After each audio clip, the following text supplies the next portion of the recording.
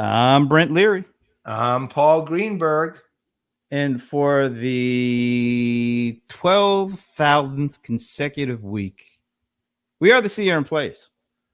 See, it shows you how actually this coronavirus thing is confused you and me, really. This is actually the 12,002nd week. Oh, okay. Well, we're still the CRM Playaz, regardless. Probably. Anyway. And for like the 1,000th consecutive week, I'm wearing a brand new Ram shirt. This is the USA Ram shirt I'm breaking out today. Make the Rams great again. Oh, God. Why did you have to do that to me? Now I will never be able to wear this shirt again. It's a beautiful shirt, though. My thinking is, we keep saying it often enough, we overcome all the crap we're getting from the White House on that, right? We take over the phrase. We reclaim it. That's right. We make that phrase great again. That's right. We reclaim it for the people. We're doing it. We've got the infamous LinkedIn user. Now, I don't know, because yesterday I was watching Amazon with the cold one, the bold one, John Cold Rice Lawson. And I saw LinkedIn user commenting, and it was not Esteban Kolsky. What? Guess who it was? Sven? No, he's got his. We know when it's Sven now. No, this was the notorious JVZ. No kidding. She came in as LinkedIn user. Jen Vandy Zandy, the notorious. You know what, though? There's a pattern here. Esteban and her work for SAP. That is, first of all, the notorious JVZ is not Sven. It's this must be Esteban, because no, it's got to be. I don't think the notorious JVZ knows who Sven is. No, but it could be. No. Anyway, we welcome all LinkedIn users on board. Whoever you may be. He just hasn't learned how to use LinkedIn yet. I think it's a privacy setting, so maybe they value the privacy and they don't want StreamYard to know that it's them. And if you don't let StreamYard know, then we don't know. So. I'm going with the easier answer. Oh, now it's. Oh, wait a minute. Is it Sven? He said it's Sven. You need to relog in there, because Sven. I thought it was somebody else. Right. Oh my God. It must be Sven. Sorry. Well, while Sven is relogging in, we are back. We got a nice conversational thing we're going to do today, because is this the first kind of official, like having a regular segment with one of our analyst buddies in the industry? Yes. Joining us, because we don't include like certain people as that, because they're just who they are. Yeah. Like El Nicole is a player in residence. Right. Exactly. Ginger Conlon is a player in residence. Yeah. Esteban is pestilence. That's digital. We got to digital. We got to stay 21st century about it. It's a good thing that player and residence rhymes with digital pestilence, because that's how we roll. Contemporary sort of rhyming schemes. There it is. So later today, in a few minutes, we will be bringing on starting a kind of a little like a regular thing. It's not necessarily a segment. It's a regular thing where we're going to have one of our folks that we see when we are able to go out and go to conferences and on the circuit, so to speak. One of our buddies who is there, industry analyst, industry thought leader, Josh Greenbaum, will be joining us in a little bit.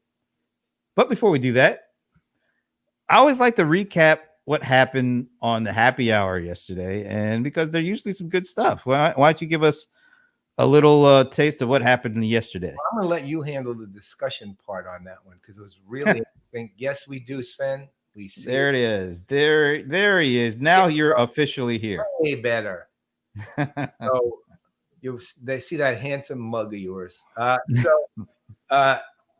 Once again, really interesting happy hour. And interestingly enough, we actually had one of our analyst friends on it for the first time, Howlett, who a lot of you know is the co-founder of Diginomica, which I consider the best media property in our industry, right? I really do. I mean, and we had John Reed on last month? Yeah, last month. So we've had two Diginomica chieftains on the happy hours, and it led to a really, really sort of enjoyable, like an inside look of something that was big that happened over the weekend that pretty much surprised everybody in the industry. And maybe we'll talk a little bit about that with Josh when we have him on. But I think it was Sunday night. We all were, well, I think I heard about it from Seeking Alpha. I think I saw some kind of notification where SAP, who had not even, I don't even think it's been 2 years. It's more like 20 months. 20 months ago, SAP bought Qualtrics. I think they bought it for a cool $8 billion. Yeah. Less than 2 years ago. And so over Sunday night, there was an announcement that came out that said, well, they were going to be spinning off Qualtrics as an IPO. And I think it caught a lot of people in the industry off guard. I know our buddy Ron Miller over at TechCrunch wrote a piece and got a few of us get our initial impressions. And quite honestly, I was surprised. So maybe I have had time to rethink my initial impressions a little bit. But yeah, that was the big news. Did that catch you off guard too? Totally.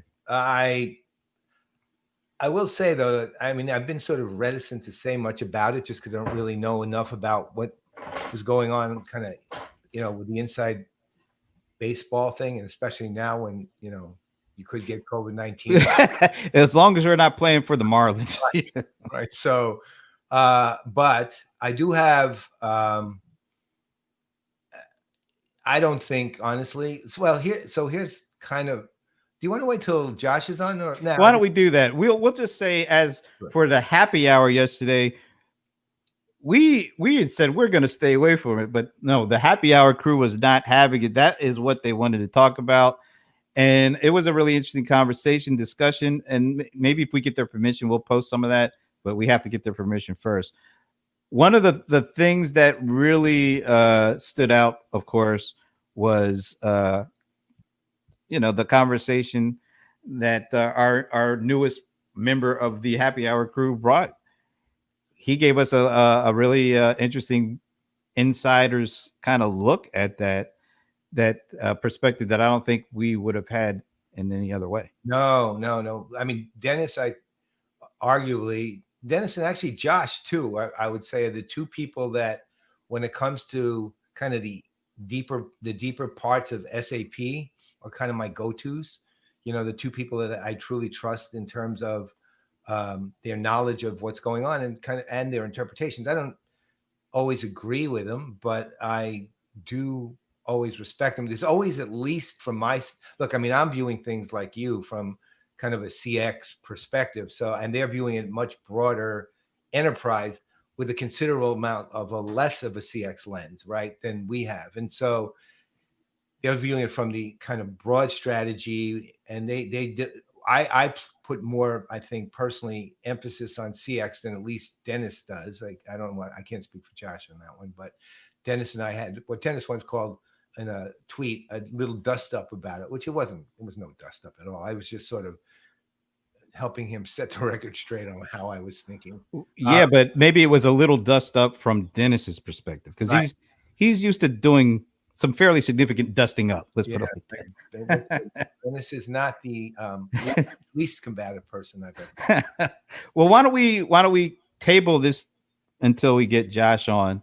But that was part of what took place at the happy hour. But maybe we could talk about what we're going to do. I guess it's going to be in 2 weeks from yesterday, which is we're going to do a open live stream of the happy hour. Yeah, which is unique. I mean, I'm saying it's unique. It's unique to us. I mean, others may. Yeah. It's earth shattering. Right. It's never been done. We're the first humans in the universe to actually do it. Not just we're going to live stream a Zoom conversation. Whoa. You imagine that? So we've always kept the happy hours closed because people are just relaxing and having a drink or four, and and shooting the breeze about whatever happens to come to mind any given time. And then typically you or maybe me will have a question after we kind of do the rounds of introductions and the like, And look, a lot of these people have been on 13, 14 times, or 10, 11 times. We had another 10 timer this week with, I want to say it was Steve LeMay. One of them hit 10 times this week with this week's thing. But we've never, ever made it public. We've had snippets that you've gotten permission to produce, but we've never made the whole thing public. So the concept is, let's see what happens. We'll put it out, still be the same, 15-person limit. Everyone who will be on it will have given us permission to do this. And then people who want to participate, but not be on the actual happy hour, but participate via LinkedIn and Facebook and other places can. And we'll see how that goes. I mean, I'm not saying we'll do a lot, but we're going to do it. Maybe it'll become something we do every now and then. And I would highly encourage you, though, that you actually sign up for that. So if you can't do that one, just a regular happy hour, it's worth your time and effort. I mean, Dennis Howlett did it. I just told him, why don't you sign up? He said, okay, I don't think I can, but I will. He did. And he had a blast, right? So that's what I'm saying. This is that kind of thing. So it'll be fun. The other thing I would like to tell people is we're starting to gain some traction with the BYOB 2020, which stands for Bring Your Own Band 2020. So this is the corporate battle of the bands that we are producing, so to speak, which is, basically it's going to be judged by judges and judged by the public. And there's going to be, if we have the right number of bands, because it's proportional, there's going to be first, the second, and third place winner of that battle. Now, so far we have 7 verbal commitments from Pegasystems, Episerver, Freshworks, Zoho, Oracle, Exactly, and I always do this with the 7. Pega. And no, but I said Pega. Pega was. Oh, you did say Pega? Okay, I didn't. You said Exactly. I don't know.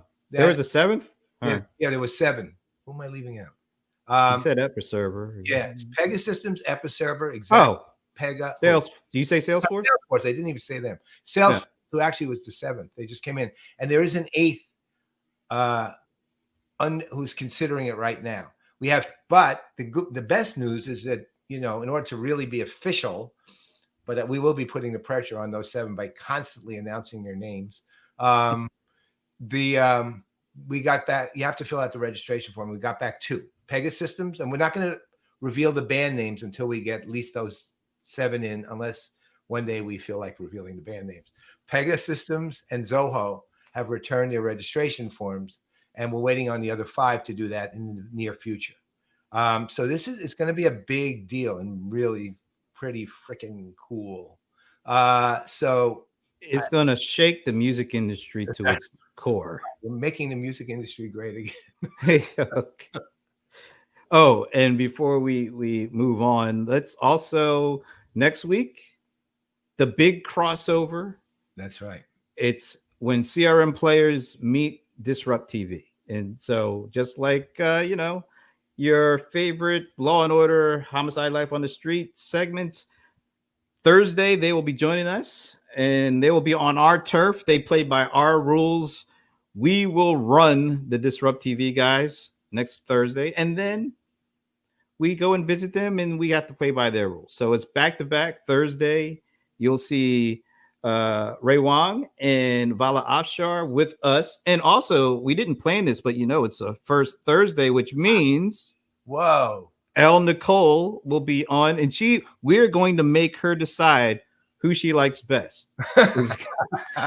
Is it going to be the CRM Players guys, or is it going to be, Disrupt TV with Ray Wang? And she does have a bit of a relationship with her. But she's gonna have to choose, man. We're gonna have to, it's either us or them. I know if I was being smart, how I'd go on. Well, the player in residency does come with serious financial. No, it doesn't. Well, I can't even. No, but I'll tell you what, you typically will probably end up as some sort of C-level executive. That's right. If you really want to be a C-level at one of these industry vendors, Brian Solis went from player in residence to, what is he called again? Chief or global innovation Evangelist. So you either become a global person or you become a chief, because Jamie Anderson left. He really only spent like a month, right? It's like a cup of coffee with us. That's when you get noticed. And he went from playing residency on a Monday to chief sales officer on a Wednesday. Yeah, for exactly. So, I'm telling you, El Nicole, think it over. Careers get made, but at the place. Yeah, if you want to be a chief, I'm just saying. Anyway, so that'll be next week, and I'm looking forward to that. That'll be fun. Those are two guys that we enjoy quite a bit, and they have a great show, and it'll be nice to do almost like a home and home. Yeah. Oh no, it's gonna be great. I can't wait. Actually, there's so much fun to like blab with anyway. Look at that. Come on, Sven. You're gonna have to check it out, man. Wow. You'll be able to deal. You'll be able to. You can handle it, Sven. And if you need to be anonymous, go back to being a LinkedIn user. Honestly, as much as you say that, I don't think we're all that smart. We're not. Well, I'm not. I can't speak for anybody else. I can speak for me. I'm not either. All right. So do you want to bring on Josh, or do you want to touch on ServiceNow before we do that? No, let's bring on Josh. Let's do it now. I'm sure he's got opinions, plenty of opinions. And to hear those opinions, whoa, there he is. Look at that. Are those new glasses? No, those are the glasses you see me in, because they're the computer glasses. Turn your mic up a little. Yeah, we can. I'm going to shout.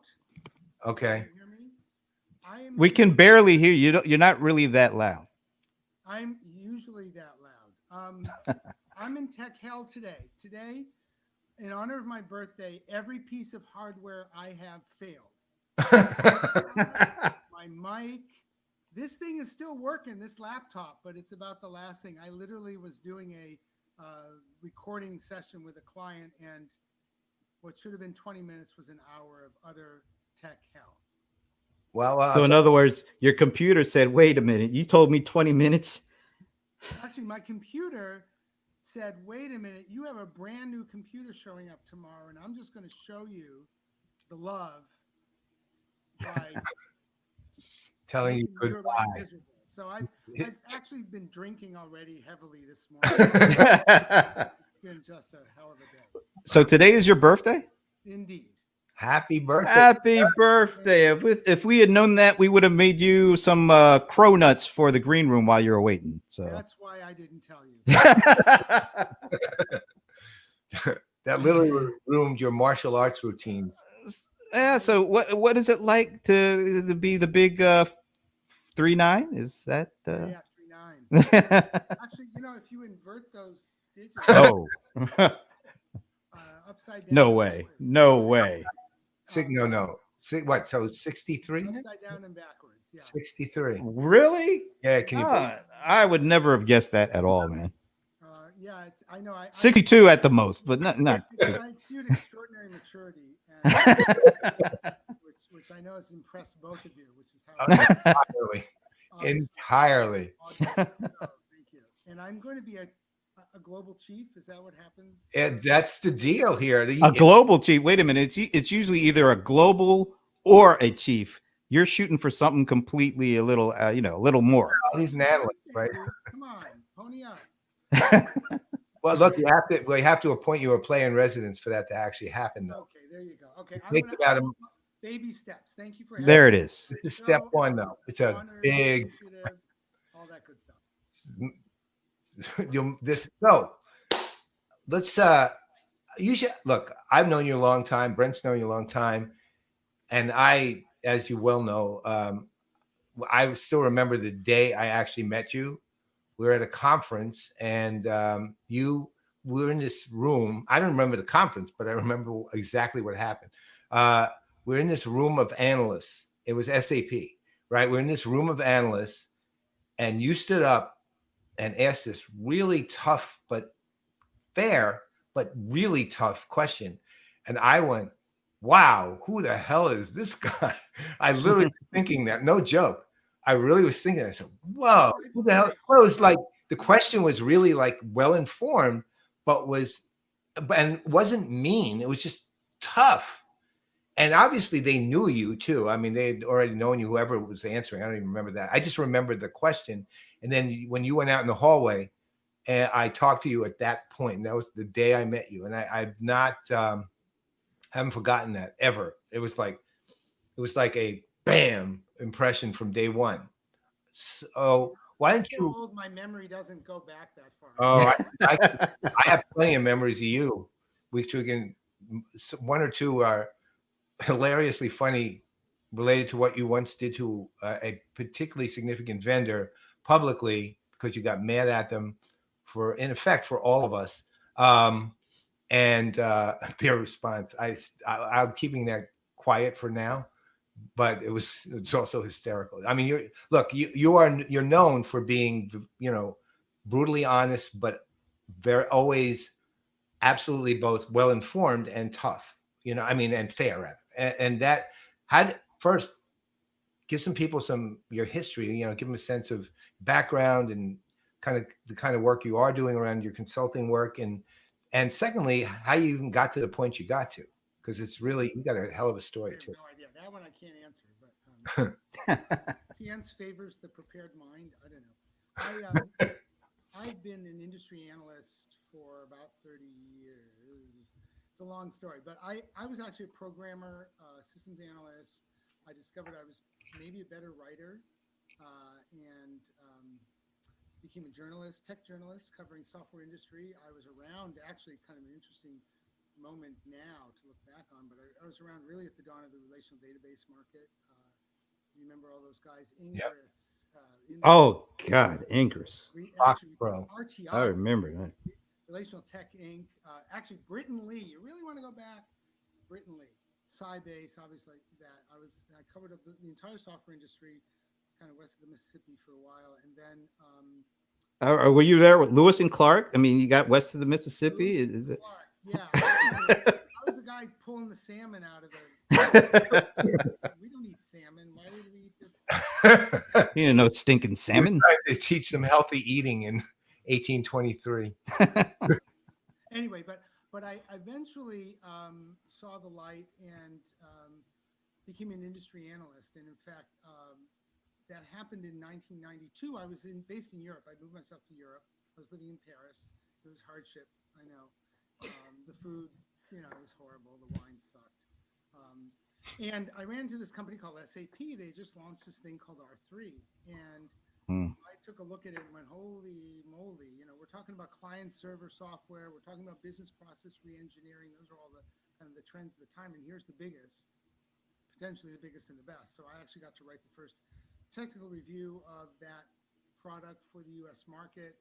That sort of piled on top of the stuff I've been covering Oracle Financials since the get-go. So this whole modern ERP movement really coincided with the beginning of my work as an analyst, and I kind of followed it ever since. So, I mean, you have one of the things that's interesting, and I'd mentioned this earlier. I don't know if you were in the green room chunking, messing with technology, trying to get this stuff working. Well, yeah. Well, listen, you should have just gone to the green room and eaten a brookie. I was looking for brookies. All I found was a good cup of coffee. A brook. At least you found something. You're the first person to ever actually find anything in the green room. So, I mean, you're like one of my go-tos on the kind of enterprise market, on the broader side of it, and of course on SAP specifically, I'd say you and Dennis Howlett, the two, probably cover it the most, and the deepest too. Different approaches. In there too. Yeah. What was that? You can throw John ERP. Yeah. Diginomic, I guess, is probably even a better way to put it from that standpoint. Yeah, John. Well, we also call him the GURP, the gangster of ERP. So GURP. Yeah. The gangster of love.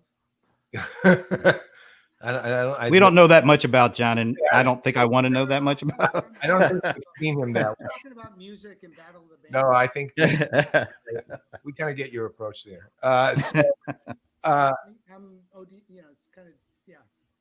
So let's get down to kind of like one of the current things that we were talking about earlier, and I'm sure you heard a little bit of, is Qualtrics. The spinning out, the IPO. when I first heard it, I was sort of, okay. I mean, I didn't like freak out or anything like that. I said, wow. I just thought it was an interesting move. I didn't really understand it that well.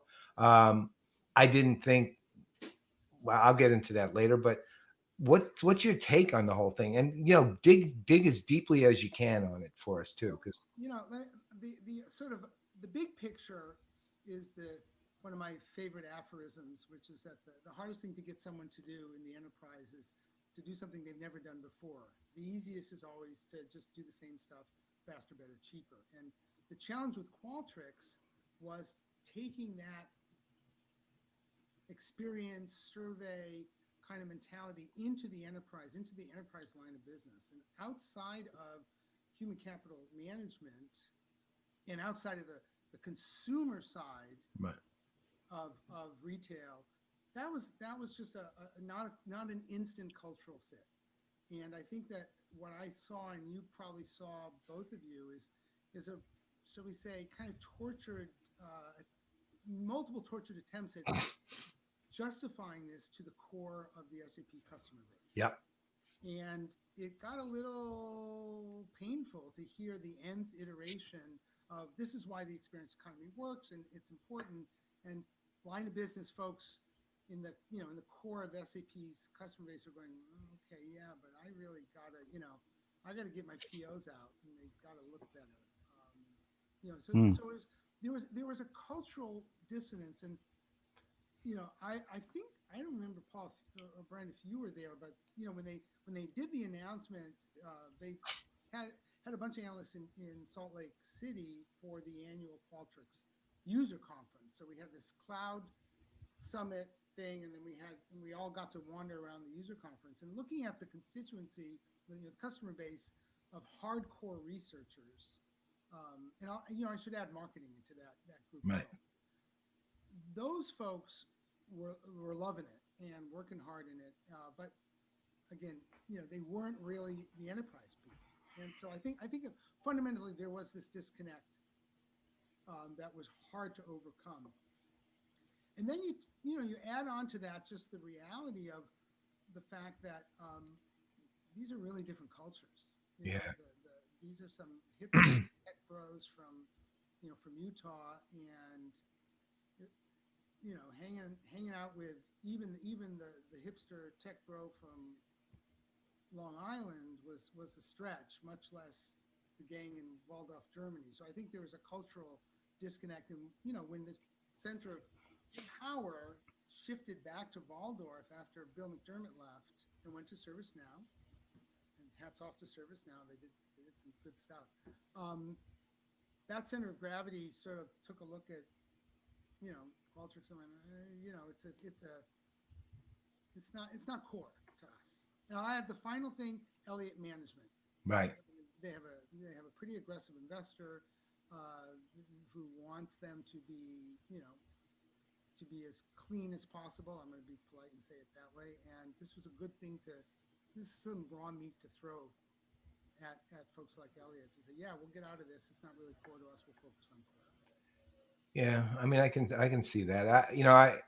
Obviously, I'm viewing things from a purely CX lens for them anyway, and I always found it peculiar generally. I mean, the cultural fit I never understood to begin with at all. That was something that was kind of, you look at. I mean, let's say it was a little more amenable when Bill McDermott and Ryan were standing there, in a matter of speaking, than it is now. But even so, it didn't make a lot of organized sense. The other thing, though, that used to strike me as very peculiar, and this kind of is a consummation of that, is that there was always this very clear distinction that they would continually make at SAP between CX and XM, which actually fundamentally makes no sense, right, at all. I mean, it literally makes no sense. They were like managing it as two units. They were managing it as with two perspectives. They were selling it separately. And ultimately, if Qualtrics was doing what Qualtrics should do, so to speak, at SAP, in effect, take this metaphorically at least, Bob Stutz should have owned it, right, so to speak, right? And He didn't. He never did, and it was never even there was never even an attempt to like even to what's the word I'm thinking of, to spin the two of them, right? I mean, nothing. They just left them separately. So that fit clearly wasn't there, number one, or else they were just being honestly stupid about it. And I couldn't get it. So when this happened, I remember my thought was, I've been pretty reticent about it really, but my thought was, you know what, it's not going to have that much material effect on them really in terms of the strategy for CX, not really at all, because they never were part of it to begin with. And now the strategy of SAP for CX is a whole other story. But yeah, we had the Honorable Bob Stutz last week. All right. Hey, we're getting people saying they can't hear you, Josh, at all. Okay. Can we try? Would it be possible for you to kind of boot up again and see, and we'll bring you back in and see if that does anything? Because a couple minutes and I'll do a restart. I'm sorry. It's just no, it's okay. No, that's all right. We can shoot the stuff for a bit, and when you're back, we'll bring you back in. We'll try it again. Okay, good. I'll do that. All right. Couple. Yeah, because we want people to hear him. Yeah, I mean, smart man. Love that guy. Yeah, absolutely. You want to talk about ServiceNow for a bit? Yeah. Let me do this. Let me bring up. So here, so yesterday they did the earnings, and I think a lot of people got were really focused on that. But here is what took place after all that. Yeah, this was so. We had seen the earnings and looked at them, and obviously, as always, they're impressive because ServiceNow is impressive. And then, they're impressive, but apparently, the financial guys, it's meeting expectations versus, looking just at the numbers. So apparently, the numbers were impressive, but apparently, it didn't meet the financial expectations. So they're taking a little bit of a haircut today. Yeah, I mean, it's going to always happen. From my standpoint, I just have to. Alan always comes with a good. We'll tell Josh to open up that support ticket, Alan. That's a good one. So yeah, well, we'll get customer service on it immediately. Well, yeah. Well, our Freshworks, are they using? Is Josh using Freshworks? I don't know. No, it's the CRM Playaz issue, and we can't have our corporate brand tarnished or our narrative. That's right. So. But the thing that's fascinating is this announcement, which I was unaware of until Dennis Sainhave of C3 Logic, who I'm sure we're going to be having on the show some point, pointed this out to me, showed me some of the changes in the management team. And a lot of these are Bill McDermott people. I mean, actually, the one that stood out the most for me was the guy who was actually named Chief Strategy Officer at ServiceNow. Nick, I'm not sure I'm pronouncing his last name right. I think it's Sitzen. He was like, and Josh can talk to this too because Josh knows him better than I do. He was like this secret weapon at SAP. He was very, very well respected internally. He just came out from SAP, I think, this year. He was very well respected internally. He kind of ran marketing and and outcomes. I mean, outreach and all of that, but he was never known for the guy. In other words, you wouldn't know he did, right? He wasn't publicly out there as much. I'll tell you what, he's got a keen mind, a really sharp sense of humor. He's really very, very versed in the enterprise technology world, really knows his stuff. And how he's going to perform as a chief service officer, I don't know. I would say this, if as a person, I would trust that he'll do it well. As a executive at ServiceNow, I just don't know yet. It's just way too soon. He's just appointed. But I think a lot of the appointments that we're seeing here are significant and important to the company and are more of Bill McDermott bringing kind of the B2B perspective to ServiceNow, which was always necessary. They were way too focused on, they had a B2C CEO trying to focus on B2B, doing a, sort of job. Let's say despite everything. And then McDermott was kind of the right guy in the right place for them. And I think this is just further solidification of the fact that he is dead committed to making this B2B, and the quality of the people they're bringing in is pretty high. Yeah, I was just reading. Alan, It's like, bring up this. They have plenty of room to grow, and they actually benefit from. Yeah, yeah. well, I mean, look, I get it. Yep. And SAP does too. I mean, any company that handles supply chain or service operations, and when it's stretched to the end and they show they can perform, is going to benefit from this. I mean, there's no question about it, because people are looking for technologies and services that are strong, and that can handle and weather massive stress on the system, and ServiceNow is built to do that. So there's no question of that. I mean, it's kind of a high cost for success, but and the other side, honestly, ServiceNow is going to do better showing what they were able to do with Disney Plus than what they did with the right situation. Yeah, that's really and that gets them into a whole other part of the universe that they're not in. Look, ServiceNow's, to me at least, ServiceNow's the thing they've got to do now is they have a great deal of interest in proving, and they have the proof points, a great deal of interest in showing the world that vastly strengthened service operations can seriously improve the overarching customer's experience. That's what they understand, that they have to go there, because in the past, because their background was ITSM, not CSM, in the past they just stayed in the back and proved their worth. But now they got to prove that and Disney Plus is far more important to them than making hay from COVID-19, to be honest. Yeah. All right, let's give it another shot. Joining us again, Josh Greenbaum. How do you sound now? Okay, how do I sound now? Whoa. Whoa. Okay, I got to get something right today. At least one. No, you're sounding very, very good compared to, folks, can you hear him now? Yeah, I'm flattered people were concerned they couldn't hear me, because clearly if they didn't care, then that would be a different story. You were probably still booting up at the time, but Alan Berkson from Freshworks wrote, "You need to open up a support ticket." Oh, you have no idea. It's yeah. So you went from not being heard at all to too loud. Thanks, Sven. Yeah, always so helpful. Do you want? Can you take that down, or you want me to? Let's see. Can I do anything? Maybe you should try it, because I don't think I can. I can mute you, but I can't. No. Well, here, I'll just push my mic a little further away. Is that better? And there was much wow. Yeah, I'm getting into Handel's Messiah now. It said, and there was much rejoicing. Yeah, that mic is really has a good pickup there. Let's put it like that.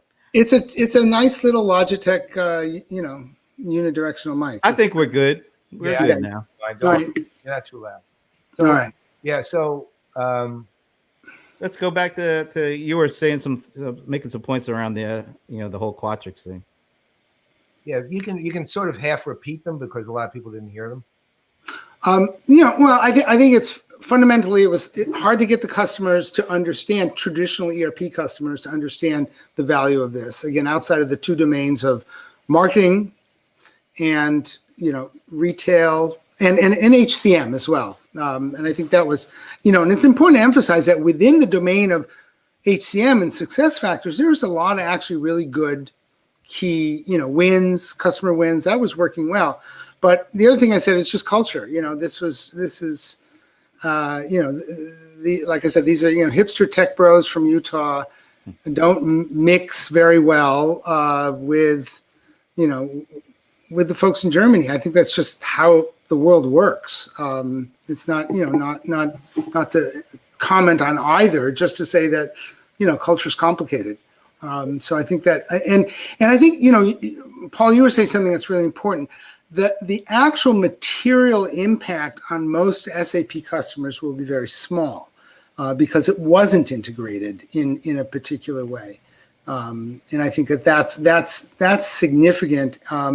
The fact that it was, Qualtrics was sort of missing in action from the CX strategy was, notable. Yeah.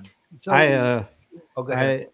I put a quote out for TechCrunch upon the initial hearing, and upon further review, I'm pretty comfortable with what I said. I think it didn't work out the way they probably originally thought it would, and they did pay a pretty significant amount for it. And maybe this is an opportunity to, to still have a hand in it while recouping some of the investment and leveraging some of that money they get back to maybe do some more strategic acquisitions that'll be a little bit more along the line of what they need. And so I think it ends up potentially being a win-win, just because it didn't work. And I think it was smart to say, why wait 3, 4, 5 years?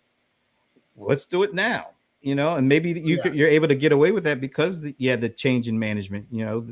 Christian Klein wasn't the CEO when the acquisition was done. Maybe that provides the opportunity to move on and get things more aligned with where the future lies for them. So I don't have a problem with it. I think it's smart. If it's not fitting, if it's not working the way it was expected to, why continue to let it go further and further apart and not have the synergies? And maybe this is an opportunity to sell now at a good time where they can, or IPO at this point where they can raise some good money, still have a stake in it, and leverage those funds to do something that's more strategic and along the lines of where the company is going. So I think it's a good move. Let me ask you guys a question. So SAP at least has publicly said that they're going to keep a majority stake in it, right? And they literally said majority. And so, I mean, that's a pretty extensive retained investment, so to speak. Why do that? Why not? Because I think it's still because it's that component is an important component, and maybe remember when it was initially bought? There's a lot of talk about, man, why did they pay $8 billion for it? I mean, it seemed like that was a pretty, and maybe this is an opportunity to keep a majority and recoup some of that investment, those dollars, and still have it at their disposal and bring in other pieces of the puzzle. I think, this could be a positive thing for SAP in the long run. Yeah. I thought a lot about that, and it's I have to preface by saying I'm not a market analyst, and there are other people, some of our friends would be better qualified to maybe dive into that directly, but certainly from the outside looking in, it would be a vote of no confidence if SAP offloaded all its shares. If they just said, fire sale, we're out. So, yeah, right. And that would be pretty ugly. On the other hand, I don't know, you CRM guys, I don't know if you know much about the company QAD. They're a small family-owned, but publicly traded ERP company down in SoCal and Goleta. They suffer on the stock market and in the public market from having a very small number of shares that can be traded because the family owns or traditionally owned the majority. So you got to worry, like, what is, how active can a stock be in the market when over half is owned by one entity, and then the founder Ryan keeps saying he wants to be the largest single shareholder or single individual shareholder. What is that? So I don't know. There's other folks need to look at that, but I certainly feel like if they walked away and sold the whole darn thing, then it would be a fire sale. Yeah, I can see that. Yeah. I think by retaining that majority, that shows. I mean, the company itself was a good company. I mean, it had a good product. Yeah, so it's not like they bought something that was junk. It was they bought a lot higher. I mean, it was a lot more than the strike price on the IPO. Exactly. Yeah. So I think this is kind of a good move. And like you said, it's with Christian being the new CEO, it's like, hey, this wasn't my deal initially, but it's a good product, a good piece, and maybe we are able to still, have some say over it, but still, recoup some investment and look at other things that maybe even if we make some certain acquisitions, maybe that even makes this an even better thing going forward for us in the long run. So yeah, what's funny about the product is I remember the way people were disparaging it when they first heard about the sale. Weren't people saying something like comparing it to mail? What was that?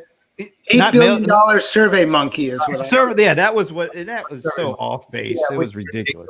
I mean, they had no understanding of the product at all. I mean, look, ultimately, the power of that product's always been in the analytics, right? And it's just amazingly good at it. And I always thought of it as exceptionally good product. And when SAP, I've always been in mind with all these acquisitions, someone offers the money, someone's willing to take the money. So what do we have to say about it, right? It's like, well, really, we can say, too much, too little, but someone offered, someone took, right? Well, remember when people were saying that about Salesforce buying ExactTarget for $2.5 billion? Yeah, it seems to have worked out.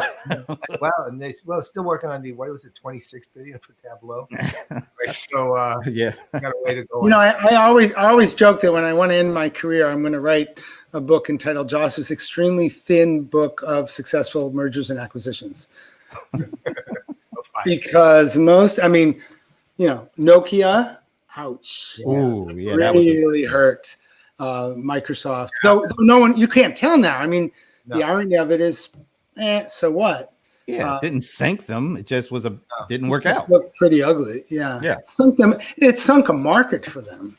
Now, a market. Do you see mobile. Yeah. Have you seen how they're attempting to go back in with I don't know if you saw the announcement. It was today, actually, on the Surface Duo, right? The Surface Duo, they refuse to call a smartphone, but it does everything a smartphone does, including calls. But it's like a foldable phone, and you can fold it. You can look at it, a single screen, back-to-back screens, a tablet screen, and it functions. The previews are enormously positive. And what's interesting though, if you read all the articles, and this is obviously fallout from Nokia, right? Still, they won't call it a smartphone, but it is obvious, and it's on Android. It's based. I bet, and they're not calling it a Windows phone either. No, well, and the real test is going to be, will the carriers pay any attention? Because I think at the end of the day, I confess I was a Windows Phone user.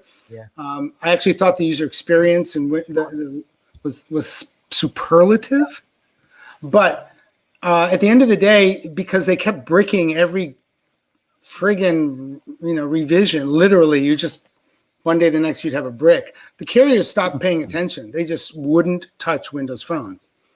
Yeah. So they built this one on Android, so now they become an interesting option. Oh wow, yeah. Right. Well, no, that's what they're right. The one thing you can never say about Microsoft is they're stupid. They're not a stupid company, man. Not at all. They do so many things intelligently. I remember when you two guys, I still remember this, at the Analyst Summit in Seattle, and you two guys sat down with what do you call it? Oh, you're talking about the Power Apps thing? Power Apps. And built those apps in 20 minutes or something? Each built an app? Yeah, pretty easy. Well, that's the point. And they made the point really well, and they took the two of you to do it, right? And they made it to all the analysts as a result, because you two sat down, the brethren sat down and built these apps. And again, it was really, I have had a huge regard for, all citizen apps. Anyway. Yeah, Power BI is a hugely successful tool. Yes. Yeah, the whole Power Platform, I think, is right. They did a good job. And they get version 1 wrong sometimes. So I know Brent's wearing the same thing. These are pretty good, but they're good for what they're good for. One of my tech fails was that thing, because it's very finicky. I know. I have an extra pair if anyone wants it. Let's get an answer to Alan's question. I think this is going back to Qualtrics again. Do you see any partnership or go-to-market advantage being a public entity for Qualtrics? I do, but what do you guys think? Josh? Why don't you go first? Because I'm thinking that one over, honestly. I think it gives them an opportunity to go after all the customers that are not SAP customers that are probably using SAP competitors, but Qualtrics might be able to, do some really interesting integrations that allow them to reach some customers maybe that they wouldn't have reached just by being solely SAP owned. So to your point, I agree with you completely. I think there's a tricky piece to that though, which is the disassociation from SAP in order to do that, and SAP retaining a majority. The disassociation. That's all. Let's call it. That's behavior, right? That's that's be all the right brain in action. But the reality is those things are real. It's like what we were just saying. Microsoft refuses to call it a phone, and nobody buys a Windows phone. And Microsoft goes to Android because of the association with what happened with Windows phones and Nokia. It's going to be the same thing here. Look, on the one hand, SAP saying we're spinning this off. On the other hand, they're saying, but we're keeping a majority share because this is not a fire sale, but it's important. On the third hand, Qualtrics goes out and says, hey, we can partner with, I'm just picking companies, Oracle, Salesforce, whoever. And then Oracle and Salesforce go, well, look, SAP pretty much owns a majority. We're not all that interested in that necessarily. And then even smaller companies tend to be in an ecosystem or two that isn't SAP's, are going to have some, at least some qualms, I think, about that. And again, I don't know that, but you can see it. Yeah, you could definitely see that. Yeah. That's the tricky piece. Yeah. I think going IPO retains the founders. That's important for a lot of reasons. But yeah, I think from a go-to-market standpoint, I am scratching my head a little bit, thinking Brent, you started alluding to one of my favorite topics in general, which is what I call extreme heterogeneity in the marketplace. Most of these companies that's what I said. Yeah, that's what I meant. Yeah. Yeah. Right. I'm just backing you up, bro. Most of these, we tend to follow kind of a marketer's the marketing sort of hype that this is such a company as an SAP company, an Oracle company, a Salesforce company. And the truth is, the large enterprises are everything. And everything. I just was looking at one the other day that has 3 different enterprise data warehouse vendors in-house. 3 enterprise data warehouses. Holy God. But think of how many companies that run multiple CRM systems. Yeah. Oh, right. Yeah, they different pieces of CRM systems. Different pieces, right? Cobbled together. So it can Qualtrics go to that heterogeneity market being a little more independent? Maybe. I mean, there may be some validity to that.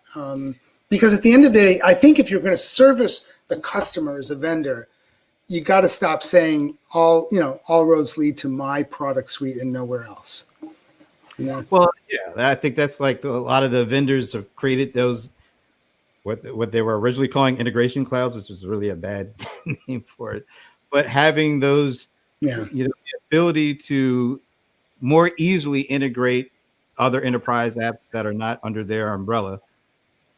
To me, that gives them an advantage. Saying, hey, yeah, we know that you're not going to move all of your stuff to our platform, but you can use our platform in conjunction with these things too. And I think, that's still a big need for a lot of these enterprises. Although I think this is going against the grain because most of the enterprise companies are looking to build the platforms out and have the offering where, hey, you might not need it, but we do have it here if you eventually want to move to that. And this kind of moves away from that. So in that regard, that's a curious move. Let's put it like that. I mean, look, to your point on the integration cloud, quote unquote, Salesforce's acquisition of MuleSoft was to give them that, and also to give them the back office too, because they didn't have any way. They had no way. They tried to actually do it through partnerships. If you remember years ago, like when they tried to partner with Infor that time, and then Mark cut Charles Phillips off at the pass because they were acquiring ExactTarget, and Infor had spent all this money on building out a marketing on Salesforce, on Force.com was still that Right. at the time. And then at the same time, Info was supposed to provide kind of the back end for Salesforce too. And I remember Charles Phillips got on stage and Info had issued this press release talking about the back end and marketing cloud.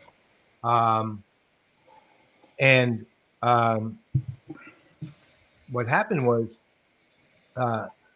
Mark cut Charles Phillips off after they talked about the back end because they were about to acquire ExactTarget, and he pretty much cut out Infor.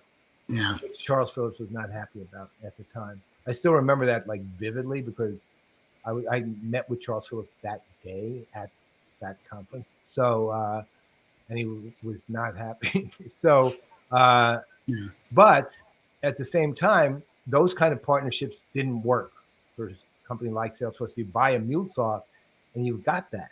And you really do. MuleSoft, honestly, it cost Salesforce what, two something billion, I think. I think it was more than that. It was 4 billion, 3 billion. I don't remember. I know It's a pretty penny. Yeah. Actually, it was the second highest acquisition after Tableau. Tableau was like, wasn't it 15 billion for Tableau? And I think 8 billion for MuleSoft. It was 6 or 8 billion or something. It's pretty big. Big money. Less than Informatica would have cost them. So and MuleSoft to me, I wasn't like my main concentration, but I always liked those markets, so I always liked them. And to me, MuleSoft was every bit as good as Informatica, and even better in a lot of ways. So to me, it was a great acquisition, but it was also, to your point of that's how a lot of the companies are effectively going to do the work. Well, look, and they have to look. I mean, this, right? How many Salesforce customers are running SAP ERP? Yeah. Right. So if you're going to do CPQ, what are you going to do? Well, you want to. Where do you take the order? Where do you configure? You better be able to coordinate those two. Otherwise, you're SOL, and that just keeps repeating itself. If I were either vendor, I would be falling over myself trying to be the guy in the middle, regardless of where I was on either end. Let me be Switzerland for you, and maybe when you need a refuge, you'll come over the mountain and hang out with me a little bit more than you are right now. So let's take this to one last subject. And while you were gone, we were talking about ServiceNow, and ServiceNow announced yesterday, aside from their second quarter results, they announced a number of management changes. Among them, you can pronounce the name better because you know the guy better, Nick Sitson. Nick Sitson, yeah, as Chief Strategy Officer. Right. I know you know Nick really well, and I think you introduced me to him also. Same with Hala and Nick, both of them. So some of the other folks I don't know very well, like John Haverty and the other ones, but clearly Bill's making his mark over there. That's Nick being there as one example. How are you thinking about ServiceNow now that Bill's there? And also, honestly, how do you think Nick's going to do as Chief Strategy Officer? I have no idea, right? I mean, I think I respect the hell out of the guy, but it's a different position than what he. Well, I got back on just as you were saying, some stuff about ServiceNow, and of course you mentioned the origins in ITSM, and that's really what they're known for. And quite frankly, that is, to me, that's the hurdle they have to overcome. Yep. Times N, right? I mean, getting out of just that space, they were great at it. I mean, really great at it. That's really what propelled that company to be a public company and do so well. But now you got to, the whole, that whole idea of how do you change service and make it more, friendly, more usable. That's got to go everywhere. And so, I mean, the opportunity is everywhere. The opportunity is so ubiquitous. And I think that's really where, they have to really prove their mettle in these non-traditional IT markets. And again, with a non-traditional IT buyer, that's hard. Yeah. Nick gets that. Nick has worked a lot with McDermott over the years. They've really seen. I think they see eye to eye on a lot of things. I think he's a good strategy officer. He's got, he's got the chops. So I think it'll be interesting. I think it's a big challenge, though. I think any company, any enterprise software company has to pivot from a CIO's tech sale to something else. That's the hardest thing of all. I will give Bill a big credit for one thing, really, really done, and even his predecessor John Donahue did some of this. But they, at a certain point, they actually did genuinely pivot in this regard. They decided that CSM, or which is now customer workflow, CSM would become the core of the company, and that ITSM would basically be the cash cow to provide them with what they needed to do that. And to their great credit, they have been continually emphasizing that even to this day, and they've actually followed through on that pivot and are still very focused on CSM.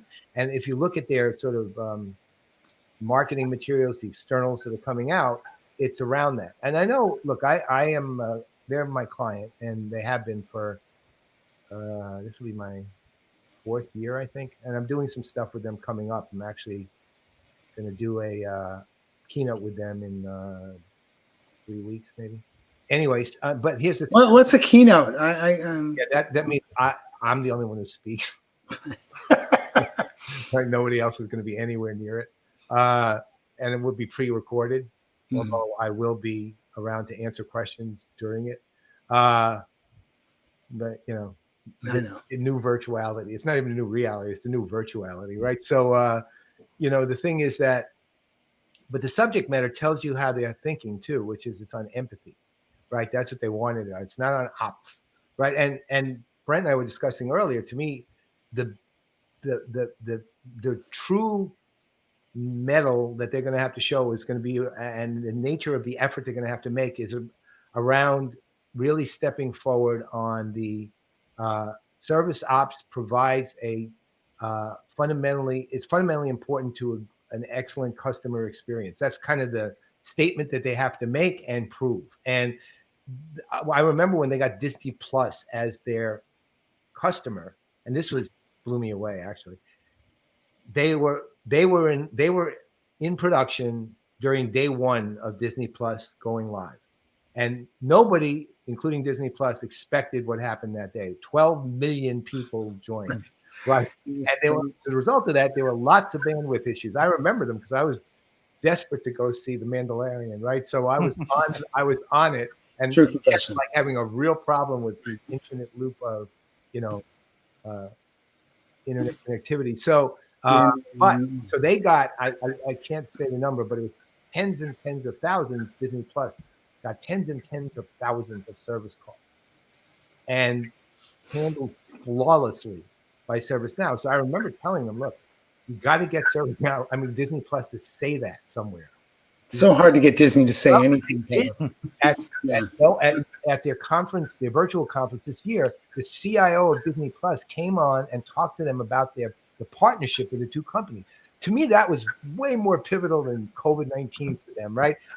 That's the pivot that they have to actually succeed with, and that one. And I really like this company, I do, and I like you. I'm really happy Bill McDermott's the CEO. Well, I want to focus on empathy because we got 3 sole proprietors here, right? And what business would we be in if we treated our customers like dirt? Right. What would it be like? How could we, the extreme, sue a customer, but more than just screw them, just so what? Let's do an audit. I'm going to audit that last thing. Some of these business practices that large corporations very sales-driven corporations are so insane when you take it from the perspective of, I live and die by my customer satisfaction every single day. End of story. So do you. Both of you guys. This is the model, fundamentally, I think, that a lot of public companies have lost track of. Yeah. And if ServiceNow wants to and they can serve part of that function of let's make you a more empathetic, more reactive, more constructively, helpful company to your customers. That's it, Win-win. Well, this is this discussion of operationalizing empathy. I think it goes back to last year when we were at Pega World, and they talked about their empathy advisor that was part of their customer engagement platform. I'm hearing more and more talk about empathy as a part of that now than ever before. I think the challenge is, how do you really operationalize empathy? How do you actually automate and still have the empathy as part of the process, the automated process? I think that's the key. And let's face it, the other part of this is, sometimes bots actually have more empathy than real humans. So there's that as well. Well, yeah, I lived in France in the 90s when they had the Minitel. You remember Minitel? Minitel was the first internet, really, and it was, and with all due respect to the French, and someone wants me to swear. You know me. I can do that. Yeah. My sister called me Uncle Potty Mouth when she was trying to raise her daughters. But the thing that, to Brent's point, which is really true, the French created Minitel to automate services and so buying opera tickets, whatever. The French are so bad at face-to-face empathy. They just don't get it. It's not a human-to-human thing they do very well. Minitel was great. Minitel disintermediated that bad service attitude that comes out of a culture like that. And you're right. A lot of bots are more sympathetic than people. But well, I mean, the thing I tried actually when I was writing my last book, I was actually researching that, and I realized that there's a difference between the empathy that we one-on-one talk about and business empathy. Right? They're not the same thing. It still requires the empathy we're talking about in order to have business empathy. There's no question. But business empathy is actually a set of practices. It can be a set of practices. I mean, you can actually operationalize it in that the practices are designed and organized and affected to actually support what the customer is genuinely striving to do. And you're understanding what the customer has to go through to do it. Right. And to the effect or to the level that you're able to do that again, and that is, you can operationalize that. You can't operationalize individual human empathy. You can't create an AI that's going to do it. It's a person is a person is a person, and a human being is going to each human who has any measure, any degree of empathy at all. It's going to manifest it differently, right? But it's still going to be empathy, meaning the classic version, you can see yourself in the shoes of the other person. So, and business AI said, look, we understand the customer. We will do everything in our power within reason, because it is always within reason, to actually not only understand the customer, to help them achieve what they're trying to achieve, and to know that it's not going to be the path we want it to be to get there. Right? It's going to be another path. Now, the difficulty with that is every path is individual, and you can't really it's not authenticity. That's different. It's to accomplish that without trying to do it for every single individual individually, because you're going to lose your business doing that.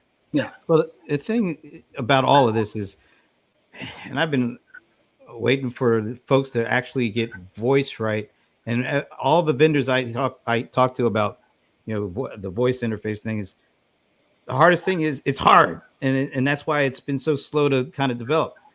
And if it's hard to get voice right, how hard is it to get empathy right on a consistent, ongoing basis, given different contexts and different personalities and all of that? I just find it's going to be extremely hard to actually get it right,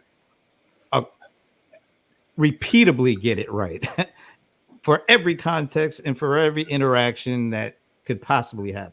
So, in my nerdy spare time, I don't read about tech. I read about animal cognition and culture, believe it or not. It's one of my, and it's fascinating. No, but it's what you're saying is absolutely essential to the concept of empathy is deeply embedded in culture and language.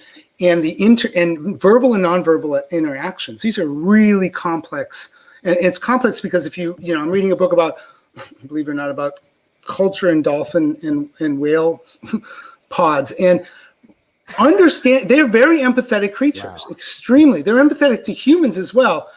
But the point is, how do you study that is extremely difficult to really, right, thank you, Alan. How do you measure empathy? How do you qualify it? It's, we know it when we see it, we feel it, That's one of those things like they say about a certain type of ography. I know it when I see it. I can't tell you what it is, but I know it when I see it.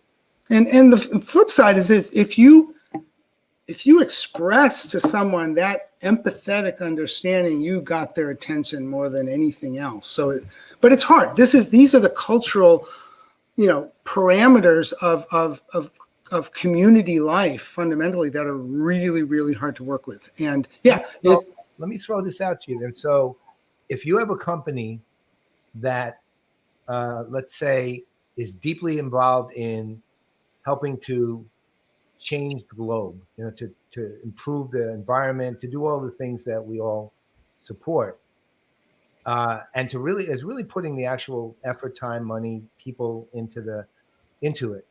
Is that empathy? Well, it is big empathy or little empathy. I mean, you can be, how empathetic do you want to be is also the other question. And what mediates empathy? I mean, we tend to, when we communicate, we are using multiple senses at once. This is why online education doesn't work, because social learning takes a lot more than a two-dimensional oral, visual communication to really learn. We learn by imitation, we learn by emulation, we learn all these different things. We learn by watching the kid over there react, not just the teacher in front. So empathy has multiple simultaneous dimensions. So it's going to be hard. Brent, I think you nailed it. This is why everything that we call AI and machine learning has real fundamental limits in terms of how is it going to deal with the actual human condition.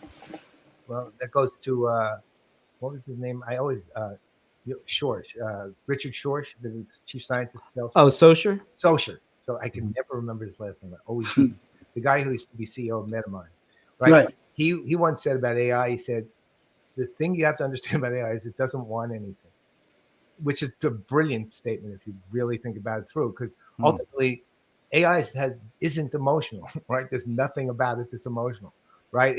AI is basically saying, a human being is basically saying, AI, go do that. And AI say, all right, I'll go do that. I'll figure it out. But it's not going to go do it on its own typically unless told to go. Meaning it's not making an emotional decision of any kind. It's basically. And see, I would say that's the limit, is that until artificial intelligence can have that component, it's not intelligent. And I would also add on to that, if only a very small fraction of people are working on these systems and designing these systems, and like the whole idea of the facial recognition having problem recognizing Black women. That's if there were Black women designing shout out this. to Jovial Joy. Do you know Jovial Joy? Her work, Joy. I think yes, Winnie. I do know her. Yeah, yes. She's the one who pioneered. Oh my God, that's so outrageous. I'm sorry. Yeah. Would that be an issue if there were more Black women with their perspective working on the design of these systems? I'm pretty sure that if you have a pretty good representation across the board of folks working on these technologies, you wouldn't see some of these biases that are the output of these technologies too. So yeah, I mean, what is intelligence? Right. Do you all know about the Wood Wide Web? Do you know that concept? So this is for real. Forests are permeated. Natural, living, healthy forests are permeated with it's actually a fungal infrastructure that mediates the flow of water and chemicals between trees of different species. And it's an intelligent network. It's intelligent such that if a break happens, if a tree falls in the forest and exposes the forest wall, which is a danger to all the trees because it will dry out that corner of the forest. And this Wood Wide Web actually differentially distributes nutrients and water to whatever is growing to fill that in, to the detriment of the other trees.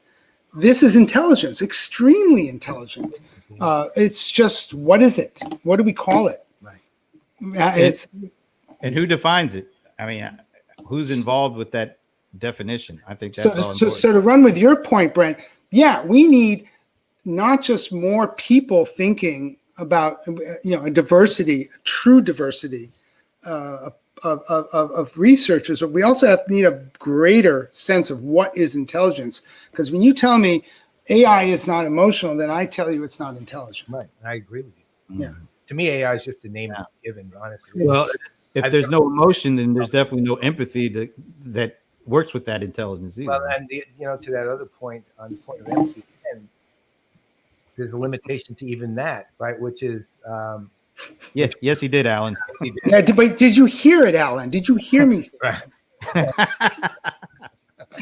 There's actually a condition called extreme empathy, and it's when you literally everything. So when you're saying, be in the shoes of the other person, you're literally not saying necessarily feel each toe in the shoes of the other person, right? You're saying you understand what they're going through, but extreme empathy, which is actually a treatable condition, so to speak, is actually. Could you use a hydroxychloroquine with that, maybe, or? No, but you can drink actual Clorox, and but it actually is defined by the fact that every bit of pain or suffering that the other person or animal feels, you feel, right? And now the interesting thing is, if you look at how business tends to define a lot of empathy, it's really not what we're talking about. They overdo it, right? And because they're not, again, they're doing it for marketing reasons more than they are necessary for actual building empathy, being part of their actual culture. And you can always tell the difference by the way they define. Okay. Yeah, I love the call center rep who says, "And how is your day going today, Paul?"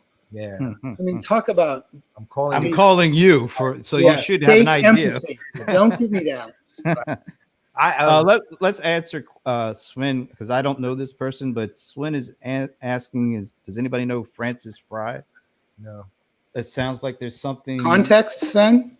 It looks like is talking about their experience at Uber. He worked for Uber, or she worked? She. No, it's a he, or she.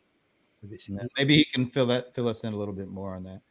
But hey, man, this is, you know what? This was such a good conversation. We went longer than we've ever gone before. Yes, we have. Because we are very empathetic to what Josh was saying. And my technical problem extended. We thought your technical problem pain. I want to say this is, come with that little loudness. Thank you, Sven. This is one of the more fun birthdays I've had in a while. So thank you, guys. I want to apologize, man. What kind of birthdays have you been having before this? Come on, man. You get this far, brother, and we'll talk about it. Yeah. It's a diminishing return. Not a ways to go yet. Brent, it's got a little ways. The one thing I do regret about all the SAP Qualtrics thing is it happened a week too late, because we could have had this kind of conversation with Bob on that subject. Oh, that would have been something. He might have lost his job over that. He's brutally honest, I mean, yes, he certainly was. Dude is, Paul, right? So that's why we like his comment last week about user interfaces in CRM. Holy smokes! Yeah. Yes. Absolutely right. Oddly, the company is probably. We'll do that another day. Yeah. We could get This has been great. Happy birthday. Thank you for sharing your birthday with us. You do plan on coming back on the show sometime, right? You any time, any day, and I guarantee the tech will work next time. Well, whatever you did, it worked. Yeah, it started working great. There's a much better camera involved. There's, no. Okay.